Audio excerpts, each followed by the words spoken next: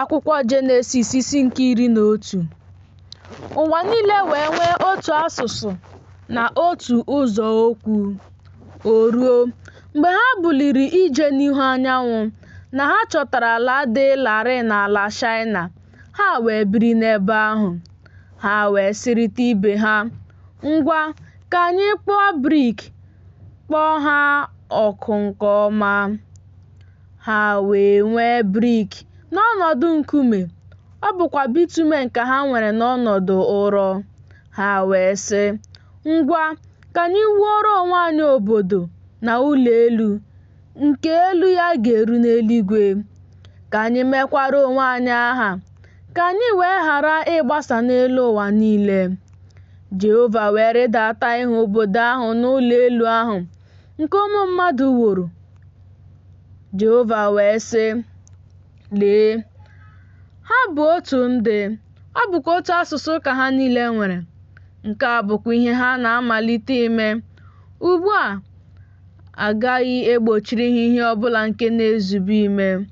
Ngwa, ka anyị rịda gaa gbuo asụsụ ha n'ebe ahụ, ka ha wee ghara ịnụrịta asụsụ ibe ha." Jehova wee mee ka ha si n'ebe ahụ gbasaa n'elu ụwa niile. Ha wee hapụ iwu obodo ahụ.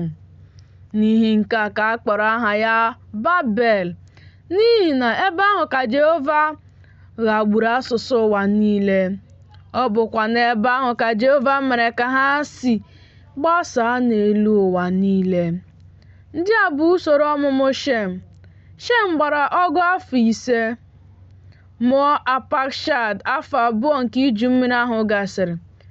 Shem dị ndụ mgbe ọ mụsịrị Apakshad nnu afọ na 500.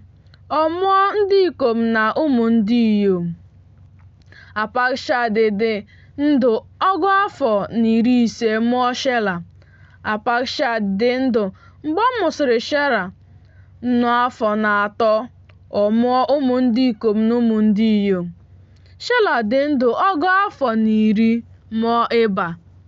Shela dị ndụ mgbe ọ mụsịrị Ịba nnu afọ 3 na 3.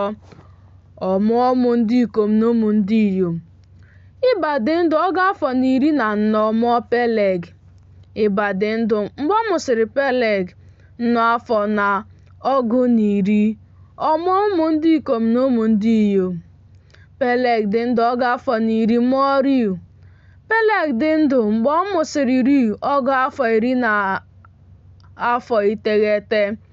Ọ mụọ ndị ikom na ụmụ ndị inyom. Riu dị ndụ 12 mụọ Serug. Riu dị ndụ mgbe ọ mụsịrị Serug 10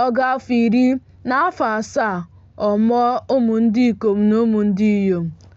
Serug dị ndụ 10 mụọ Nehoa.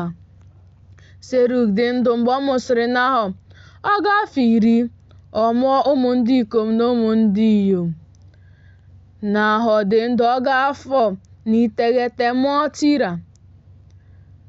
Nehoa dị ndụ mgbe ọ mụsịrị Tera 519.